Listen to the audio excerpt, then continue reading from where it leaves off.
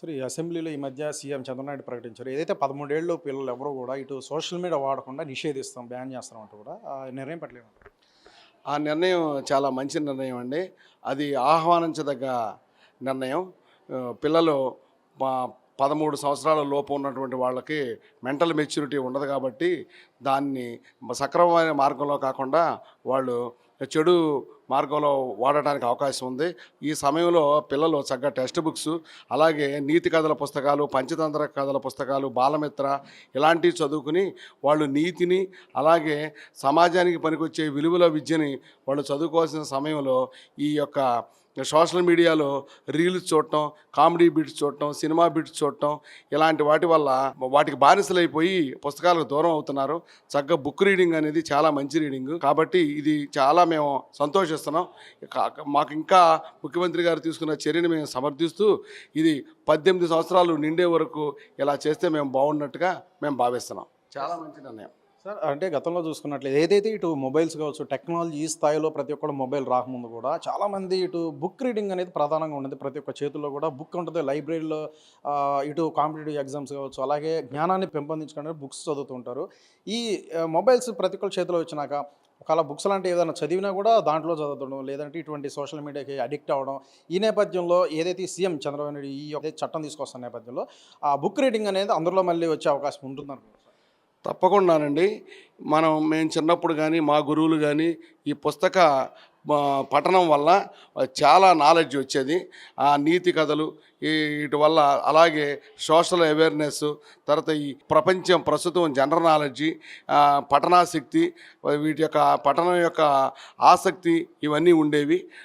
ఇప్పుడు ఏంటంటే ఈ ఫోన్ వచ్చిన తర్వాత ఆ వయసులో పిల్లలు మంచి కన్నా కూడా దాన్ని చెడుగా ఎక్కువగా వాడుకోవటం వల్ల అది ఈ వయసు పిల్లలు వాళ్ళ కళ్ళు కూడా స్ట్రెయిన్ అవుతున్నాయి. దాని నుంచి వచ్చే రేడియేషన్ వల్ల వాళ్ళ యొక్క ఆరోగ్యం కూడా దెబ్బతింటుంది. వాళ్ళకి తెలియదు.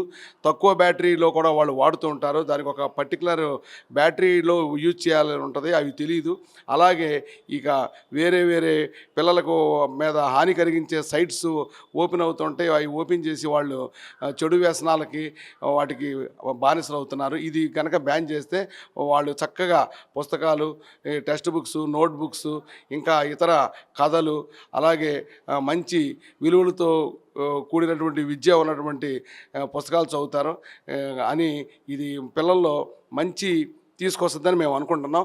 ఏదైనా విషయం కావాలంటే, ఏదైనా గూగుల్లో సెర్చ్ చేయాలంటే అది తల్లిదండ్రుల సమక్షంలోనే తప్ప పిల్లలకి స్వేచ్ఛగా మాత్రం మొబైల్ ఇవ్వకూడదు. ఏదైనా వాళ్ళకి కావాలి, టెక్నాలజీ వాడుకోవాలి, సైన్స్ వాడుకోవాలంటే అది ఓన్లీ పెద్దల సమక్షంలో మాత్రం చేస్తేనే బాగుంటుందని మేము అనుకుంటున్నాం. ముఖ్యమంత్రి గారు తీసుకున్న ఈ చర్య వల్ల పాఠశాల, ముఖ్యంగా పిల్లలు వాళ్ళ ఆరోగ్యపరంగా బాగవుతారు. వాళ్ళు మానసికంగా చెడిపోకుండా ఉంటారు. ఇంకా పుస్తక పఠనం వల్ల వాళ్ళు చాలా స్ట్రాంగ్ అవుతారని మేము భావిస్తున్నాం. మేము దీన్ని హర్షిస్తున్నాం. సరే ఏదైతే ఇటు సోషల్ మీడియా ప్రధానంగా టీనేజ్ పిల్లలు ఎక్కువగా అడిక్ట్ అవ్వడం, ఏదైతే ఇటు రీల్స్ చేస్తూ ఇలా చాలా ప్రమాదాలకు కొని తెచ్చుకోవడం కావచ్చు, దీనికి ఇటువంటి అన్నిటికీ కారణం ప్రధానంగా పేరెంట్స్ పర్యవేక్షణ, నిఘా లోపం అనుకోవచ్చా ఈ అడిక్ట్ అవ్వడానికి ప్రధానంగా పిల్లలు? తప్పకుండానండి. పేరెంట్స్ కూడా ఏంటంటే ఇవాళ మనం చూస్తున్నాం, చిన్న పిల్లల దగ్గర నుంచి తల్లులు వాళ్ళు అన్నం తింటలేదని చెప్పో, లేదా వీళ్ళ పనులకు అడ్డం పడుతున్నారని చెప్పో వాళ్ళకి ఫోన్ ఇచ్చేస్తున్నారు. ఫోన్లో ఏదో ఒక వీడియో వాళ్ళకు చూపిస్తూ, కొన్ని బొమ్మలు చూపిస్తూ తల్లులు తండ్రులే పిల్లల్ని వాళ్ళ పనులకు అడ్డం వస్తున్నారని చెప్పేసి వాళ్ళకి అలవాటు చేస్తున్నారు. ఇలా అలవాటు అయిపోయినటువంటి పిల్లలు ఆ ఫోన్ లేకపోతే వాళ్ళు ఏ పని చేయట్లేదు. వాళ్ళకి కోపం కూడా విపరీతంగా పెరిగిపోతుంది. అలవాటు చేసిన తర్వాత ఫోన్ ఇవ్వకపోతే ఆ ఫోన్ కోసం వాళ్ళు మారం చేయటం, ఏడవటం, చేతులు ఎదుంటే అది పెట్టి ఇసిరేయటం, ఇలాంటి ఏదైతే నేర్చుకోకూడదో అలాంటివన్నీ నేర్చుకుంటూ పిల్లల్లో ఒక రకమైనటువంటి మానసిక అలజడి, అలాగే ఒక రకమైనటువంటి క్రూర స్వభావం కూడా ఏర్పడుతుంది. దాన్ని మాత్రం తల్లిదండ్రులు తెలుసుకోవాలి. పిల్లలు ఇవాళ తాత్కాలికంగా ఈ ఫోన్లో చూసి మన పని మన చేసుకొనిస్తున్నారులే, పిల్లోడు ఏదో కొంచెం అన్నం తింటున్నాడు, టిఫిన్ తింటున్నాడు అని చెప్పేసి తాత్కాలిక ప్రయోజనాల కోసం పిల్లలకు ఫోన్లు ఇచ్చి వాళ్ళ ఆరోగ్యం మీద కానివ్వండి, వాళ్ళ మానసిక పరివర్తన మీద కూడా చాలా దుష్ఫలితాలు ఇస్తున్నాయి. చదువుకునే పిల్లలకి ఏదైనా ఇంపార్టెంట్ విషయాన్ని మాత్రం తల్లిదండ్రుల సమక్షంలో పిల్లలు నేర్చుకోవచ్చు. గూగుల్ ఇలా సెర్చ్ చేసి నేర్చుకోవచ్చు. కానీ తల్లిదండ్రులు లేకపోతే వాళ్ళు చెడుగా వాడుకుంటారు. ఈ కామెడీ, సినిమా బిట్లు, సినిమా పాటలు, ఈ రీల్స్ ఇటువంటివన్నీ చూసి చెడిపోవటం మేము కళ్ళారా చూసాం. సరే ఇటు చాలామంది పేరెంట్స్ ఇటు అక్షరాస్య ఏదే అంటే చదువుకున్న వరకైతే ఓకే కానీ నిరక్షరాస్యుల లోపం వల్ల కూడా ఇటు చాలామంది పిల్లలు ఇటు ఎక్కువగా దీనికి అడిక్ట్ అవ్వడం ఇటువంటి ప్రధానంగా ఏదైతే కొన్ని దుష్ప్రయోజనాలు ఇవన్నీ కూడా కలుగుతుంది నేపథ్యం ఉంది. అయితే దీన్ని అరికట్టడానికి కూడా మరి ప్రభుత్వం ఎటువంటి చర్యలు తీసుకుంటే బాగుంటుంది అనుకోవచ్చు, అంటే పేరెంట్స్కి అవగాహన కలిగేలా. తప్పకుండానండి. గౌరవ ముఖ్యమంత్రి నారా చంద్రబాబు నాయుడు గారు తీసుకున్నటువంటి ఈ విషయం ఆల్రెడీ సొసైటీలోకి వెళ్ళిపోయింది. దీనివల్ల చైతన్యవంతులు అవుతున్నారు. మేము కూడా ఉపాధ్యాయులుగా పిల్లలకి మా పేరెంట్స్ మీటింగ్లో పేరెంట్స్కి చెప్పి పిల్లలకి ఫోన్ ఇవ్వద్దు, వాళ్ళు దుర్వినియోగం చేసుకుంటారు, మేము లైబ్రరీ బుక్స్ ఇస్తున్నాం, వాటిని ఇంటికాడ చదివించండి, వారానికి ఒక లైబ్రరీ బుక్ తీసుకుని నీతి కథలు, విలువల విద్య చదువుకుంటే పిల్లల్లో రీడింగ్ అలాగే 3 భాషల్లో కూడా తెలుగు, ఇంగ్లీష్, హిందీలో బుక్ రీడింగ్ డెవలప్ అవుతుందని మేము పేరెంట్స్ మీటింగ్లో మా పేరెంట్స్కి చెప్తున్నాం. పిల్లలు కూడా ఎడ్యుకేట్ చేస్తున్నాం, మా అసెంబ్లీలో చెప్తున్నాం.